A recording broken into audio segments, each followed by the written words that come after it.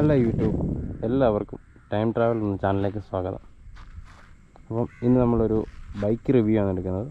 അപ്പോൾ നമ്മുടെ കൂടെ ഇന്നുള്ളതെന്ന് പറഞ്ഞാൽ പൾസറിൻ്റെ F250 ആണ്.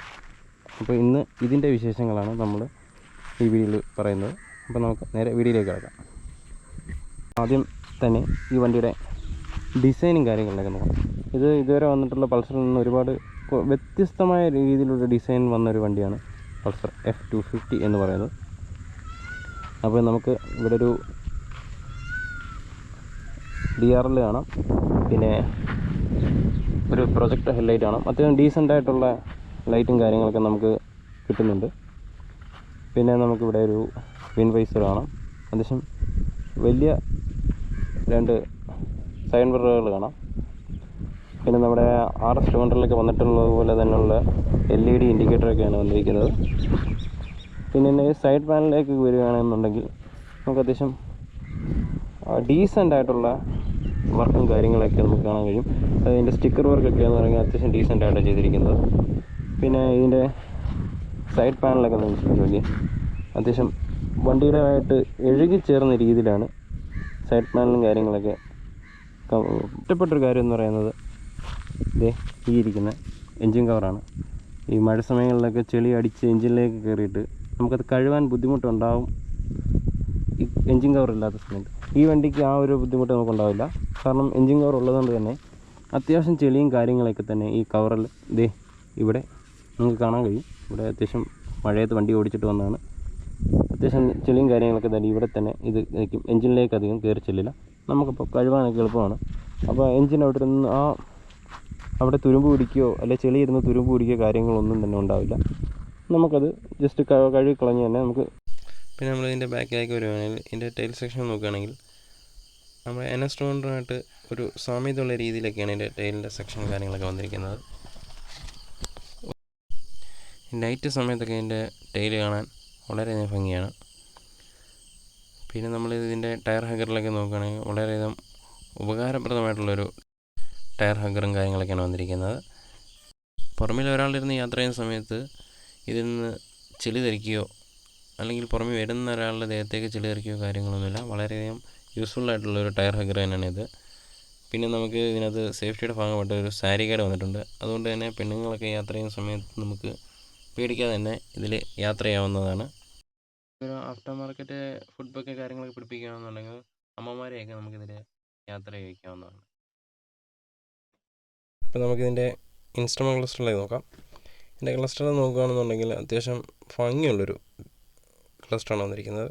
ഇതിൽ RPM മീറ്റർ വന്നിരിക്കുന്നത് അനലോഗായിട്ടാണ്, ബാക്കിയൊക്കെ ഡിജിറ്റലായിട്ടാണ് നമുക്ക് കാണിക്കുന്നത്.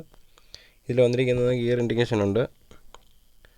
പിന്നെ നമുക്ക് ടൈം വന്നിട്ടുണ്ട്, ഫ്യൂൽ ഇൻഡിക്കേഷൻ വന്നിട്ടുണ്ട്, 2 ട്രിപ്പ് മീറ്റർ വന്നിട്ടുണ്ട്. ഇതൊക്കെ ബേസ് ആയിട്ടുള്ള കാര്യങ്ങളൊക്കെയാണ് ഇതിൻ്റെ വന്നിരിക്കുന്നത്.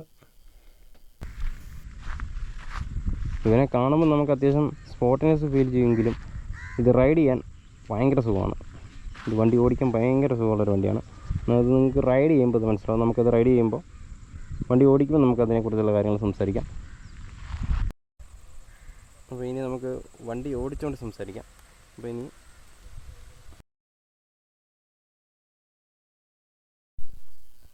ഈ വണ്ടിയിൽ നമുക്ക് ഏറ്റവും കൂടുതൽ എടുത്തു പറയേണ്ട കാര്യം എന്ന് പറഞ്ഞാൽ ഇതിൻ്റെ റൈഡ് ചെയ്യുന്നതിൻ്റെ ഒരു കംഫർട്ടിനാണ്.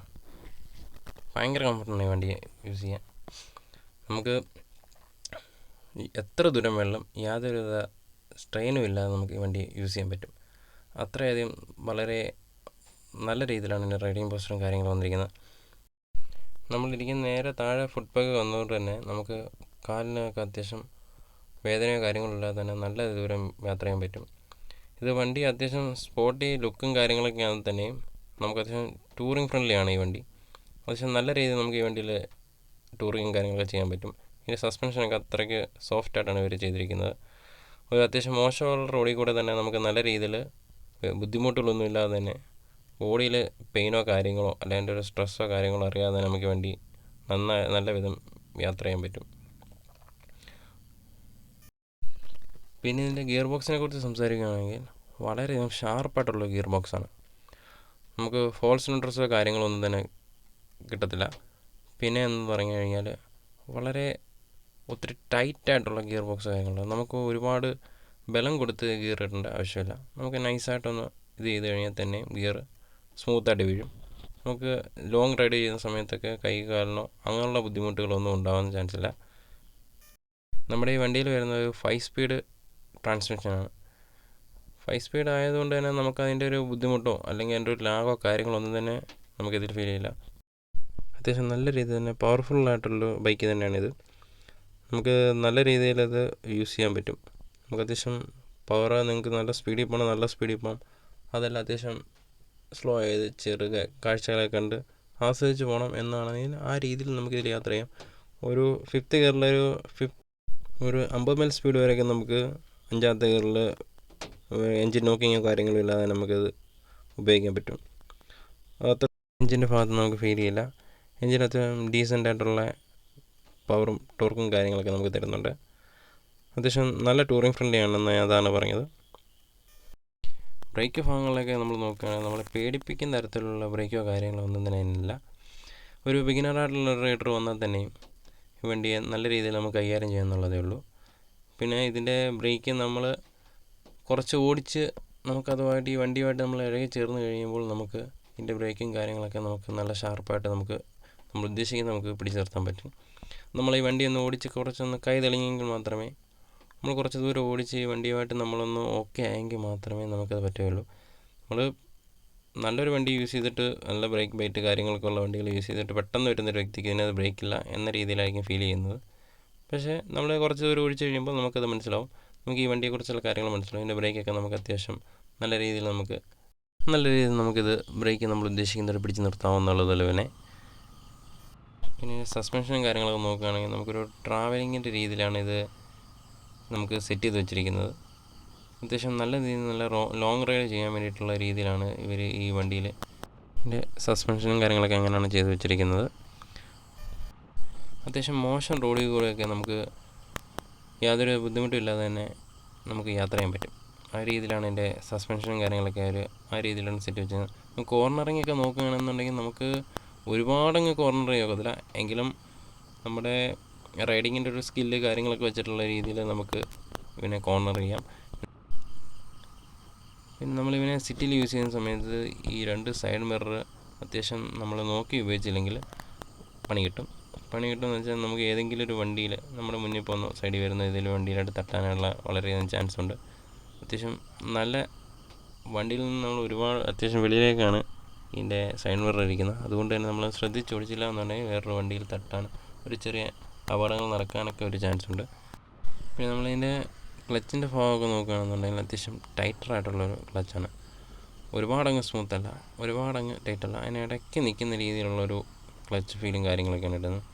നമ്മൾ അത്യാവശ്യം ട്രാവൽ ചെയ്യുന്ന സമയത്തൊക്കെ ആണെങ്കിൽ നിങ്ങളൊരു റൈഡിങ്ങിൻ്റെ ഗ്ലൗസോ കാര്യങ്ങളൊക്കെ യൂസ് ചെയ്യുകയാണെങ്കിൽ കുറച്ചൊന്ന് ഒരു കൈക്കുള്ള പെയിനും കാര്യങ്ങളൊക്കെ നമുക്ക് ഒഴിവാക്കാൻ പറ്റും. ബാക്കിയെല്ലാം കൊണ്ട് തന്നെ ഈ വണ്ടി പക്ക ടൂറിങ് ആയിട്ടുള്ളൊരു വണ്ടിയാണ്. അത്യാവശ്യം നമുക്ക് സ്പോർട്ടി ബൈക്കായിട്ടും യൂസ് ചെയ്യാൻ പറ്റും, ഒരു നല്ലൊരു ടൂറായിട്ടും യൂസ് ചെയ്യാൻ പറ്റും.